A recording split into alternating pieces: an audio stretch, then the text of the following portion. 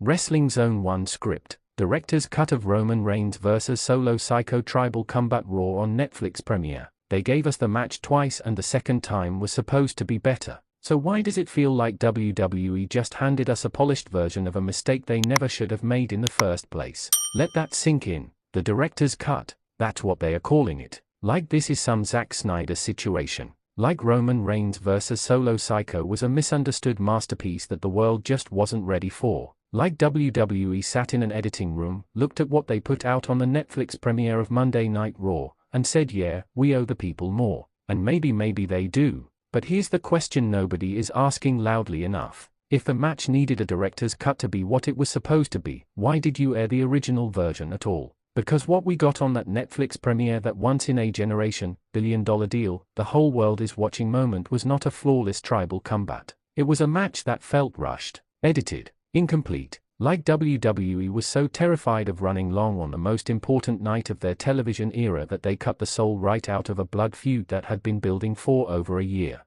and now they want credit for giving it back to us. Comment right now. Question 1. Did you feel cheated by the original Roman vs. Solo match on the Netflix premiere? Drop a yes or no in the comments and tell me why. Let's be brutally honest about what tribal combat is before we talk about what this director's cut means. This wasn't just a wrestling match. This was a succession story. This was a Shakespearean power struggle draped in Samoan tradition and wrapped in the most compelling family narrative WWE has produced in the last decade, maybe longer. Roman Reigns didn't just want to win. He wanted to reclaim his identity, his name, his acknowledgement, from a man, his own cousin, who had the audacity to sit in his chair, wear his lei, and tell the world that the bloodline belonged to him now. Solo Sikoa didn't just play a villain. He became one. From the quiet enforcer standing behind Roman's throne to the self-appointed tribal chief who dismantled the original bloodline piece by piece, Jimmy G. Sami, Paul Heyman Solo turned betrayal into an art form. And when Roman came back, when that music hit and the crowd erupted, everything was pointing toward a confrontation that would shake the foundation of WWE storytelling.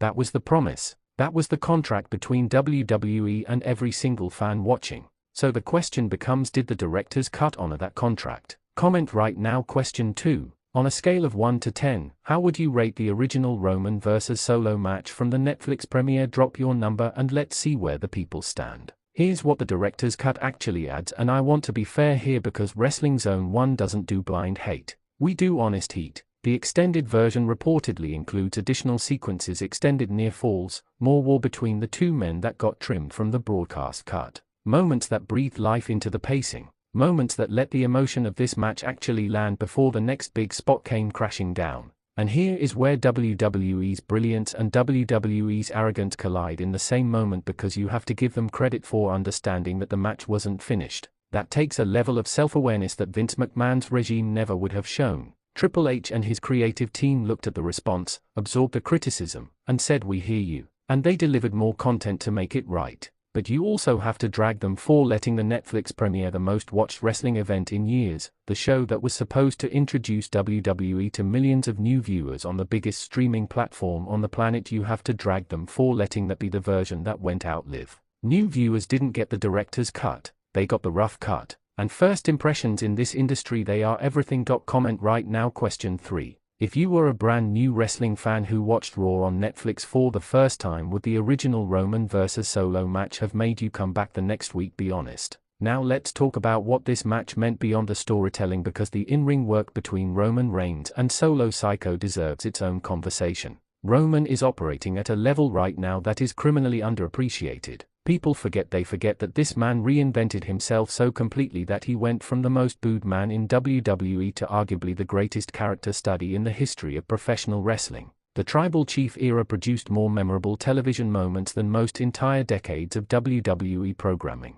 And Solo Sikoa is raw talent being asked to carry weight that even veteran performers would struggle under. Think about what they asked him to do: become the villain, lead a faction, cut promos, carry championship programs, all of this while only being on the main roster for a couple of years. The kid has something real, and this match, both versions, proves it. The physicality was undeniable. The Samoan spike versus the spear, the table spots, the Uso rules of tribal combat, turning what could have been a standard main event into something that felt violent and personal and real in the way that only great wrestling can. Comment right now. Question 4. Who do you think is the better in-ring performer right now, Roman Reigns or Solo Sikoa? This is not about legacy, this is about today. Drop your pick. But here's what burns me, here's what keeps me up at night as a fan of this product. WWE had months to prepare for the Netflix premiere. Months. This wasn't a surprise show. This wasn't a last-minute special. This was the most heavily marketed, most anticipated television event in the company's recent history. The deal with Netflix was worth hundreds of millions of dollars. And somewhere in all that planning, in all those production meetings and creative sessions and network discussions, nobody stood up and said, maybe we shouldn't edit down the centerpiece match of our biggest premiere in a generation. That's not a minor creative stumble. That's a structural failure. That's the difference between a company that respects its audience and a company that assumes its audience will consume whatever they are given and be grateful for it. We are not grateful for table scraps. We never should be. Comment right now. Question 5. Who do you blame more for the original match feeling incomplete? WWE creative, the production team, or the network demands of Netflix? This is important. Tell me. And this is the complicated part, the part that makes wrestling fandom the most emotionally exhausting experience known to man. The director's cut is actually good. If you haven't watched it, go watch it. Because despite everything I just said, despite the justified frustration, despite the fact that WWE owes us an apology for airing a cut version of this match on the most important night they've had in years, the director's cut delivers. The additional footage adds emotional weight to a match that needed it.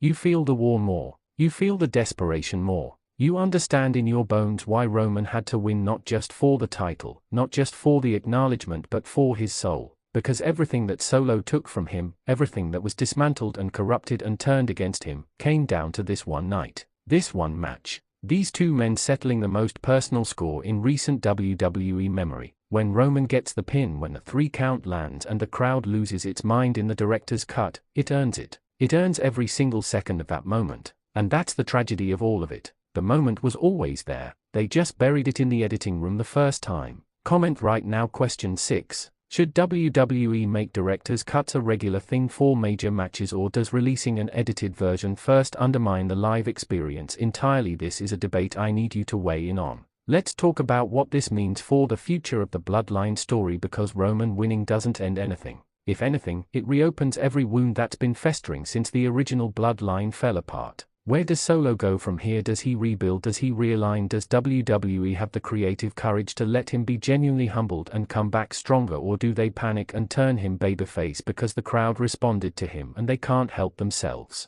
And Roman, where does the tribal chief story go when the immediate threat has been neutralized because the greatest character in WWE's modern era cannot be left to drift? Roman Reigns without a compelling story is like a nuclear weapon without a target. The power is there. The capability is there, but without direction, without purpose, it becomes dangerous in the wrong way, dangerous for business, dangerous for the momentum of everything the last 4 years built. Comment right now. Question 7. What is the next big story WWE should tell with Roman Reigns now that the Bloodline Civil War chapter appears to be closing? Give me your most creative answer. The best one gets pinned. Here is the bottom line. The director's cut of Roman Reigns vs. Solo Sikoa is what Tribal Combat was always supposed to be. It is proof that there was a great match inside that night, that the bones were there, that the performances were there, that the story was there. And it is simultaneously proof that WWE's greatest enemy is often not AEW, not declining ratings, not bad talent. It is WWE's own decisions,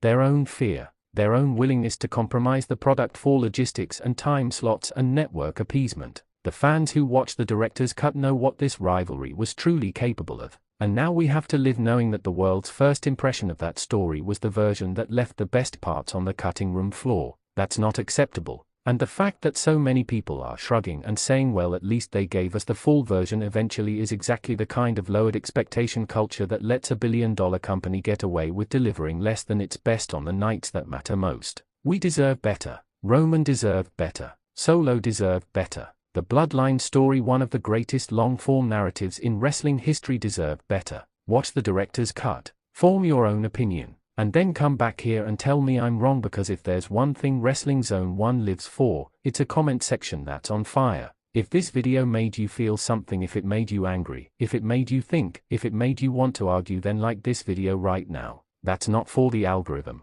That's because you agree that this conversation matters. Share this with every wrestling fan you know, the ones who watch the premiere, the ones who haven't seen the director's cut, the ones who are sleeping on how important this story is. Wake them up. Subscribe if you are not already on board, because Wrestling Zone 1 is the channel that tells you the truth about this business even when the truth is uncomfortable. And in the comments drop your director's cut rating. Drop your predictions for Roman's next chapter. Drop your Solo Sikoa future. Drop everything, because the conversation doesn't end when the video does.